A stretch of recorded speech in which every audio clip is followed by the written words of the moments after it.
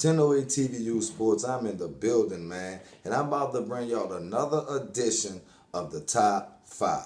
And this one, what we're knocking out is the 9 and 10-year-old division, one of the hottest leagues going on in the city.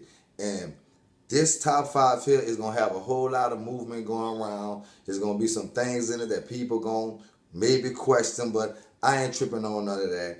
I set out for a week last week with the Top 5, but now I'm back, and I'm about to give y'all this very, very epic Top 5 9 and 10-year-old division.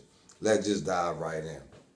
The number 5 team on the list is the WILLIE Panthers. They was their last Top 5, and they still hold their spot at Top 5 because of the exciting game that they played against HARRELL. I'm not mad at them at all for the loss that they took against HARRELL.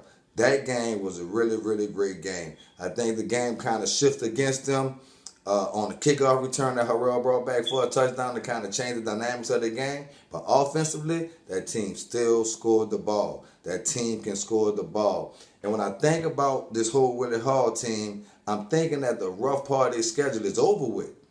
So going into the playoff, they scheduled it. The tough part is behind them.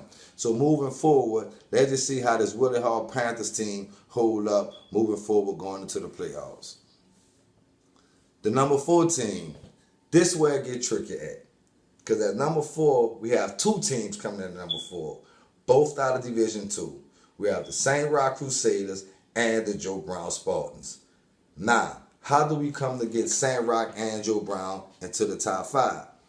Well, it goes like this. A Division 2 team that's undefeated has to be worth something in a grand scheme of things. And we have 2 Division 2 teams that's undefeated, St. Roch and Joe Brown. These 2 teams played to a tie when they played each other, so it could have been a coin flip, who you put in, who you take out. So I decided both of them get in.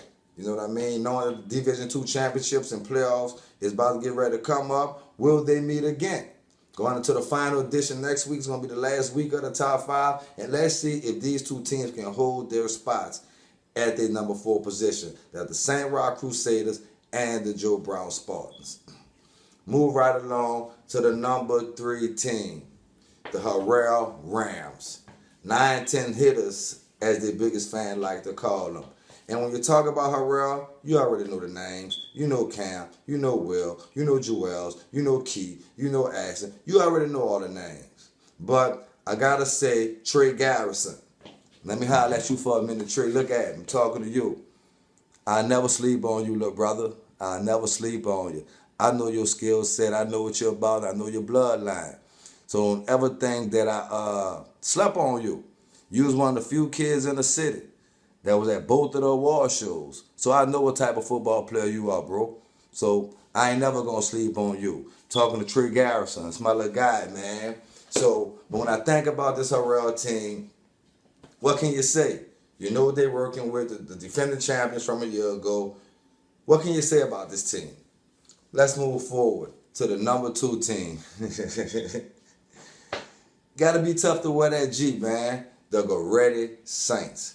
When I think about Goretti, I got another kid on this team here. Not another kid. The kid on this team here, his name Fred. But I'm a dub Fred. You can't golf Fred. Because I've seen this dude. I've seen the highlights of this dude catching touchdown passes. I've seen him personally catch intercepts. This dude is one amazing athlete. You can't golf Fred. Can't golf Fred. That's what I'm going to call him. Can't golf Fred.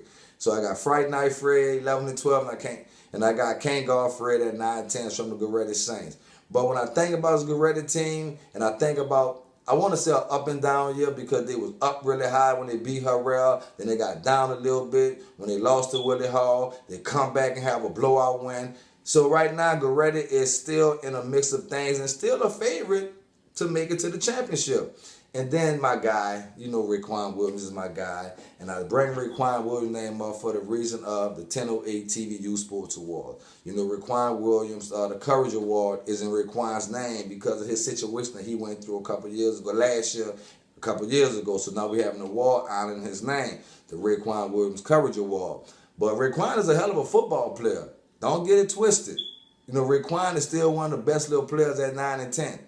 And then when you think about the chemistry of this team, my guy Jaden hurt himself. I was hurt to hear that Jaden hurt himself and he's not around no more. But the GORETTI Saints, the number 2 team, moving forward, I can't wait till these playoffs start in the 9 and 10-year-old division. Let's just get into the number 1 team. And y'all know who it is. It's them dudes from under the bridge. Them dudes from out the mud. Coach Jonathan, Coach Jamal. The Q, man. The MCCUE Eagles. Our number 1 team in the city at 9 and 10-year-old division. When I think about this team, I'm going to tell you what I like. No, I'm going to tell you what I love about this team. I went and watched them practice, and this team, they working. They linemen, they are working. I've seen these dudes do drills for a 9 and 10-year-old team going against 11 and 12-year-old boys at practice. They working. So on the defensive side of the ball, everybody knows MCCUE is to be respected. Period, point blank. And the new MCCUE, man, their offense is not basic. Their offense is not vanilla. Terrell Surtain, he's that guy. I don't care how you look at it across the board. Terrell Surtain, one of the best players at 9 and 10 years old. But when I think about the whole grand scheme of MCCUE Eagles, I just think this team, how can you be number 1 and be a sleeper? And that's what MCCUE is to me. They don't have all the big names. They don't have the flashy stuff going on. They don't have all the stuff that other parks or other programs have at this level. MCCUE don't have that. But what MCCUE do have, they got hard-nosed coaches, and they got a disciplined system over there, and they work. And I don't be far-fetched when I say these little dudes get it out the mud. It's the mud at MCCUE. And that's how I'm rocking, baby. And that's our top 5, the number 1 team, the MCCUE Eagles. Give you a rundown of the Final 4. I'm going to give you a rundown of our top 5 again, and it goes a little something like this. The number 5 team, the Willie Hall Panthers, Gold Team. The number 4 team, the St. Roch Crusaders and the Joe Brown Spartans, Division 2 teams. The number 3 team, the HARRELL Rams. The number 2 team, the GORETTI Saints. And the number 1 team on the top 5 list, those boys from under the bridge, out the mud, the MCCUE Eagles. And that's how we rock it, man. 1008 TVU Sports, we're in the building, man. Holla back. Yeah.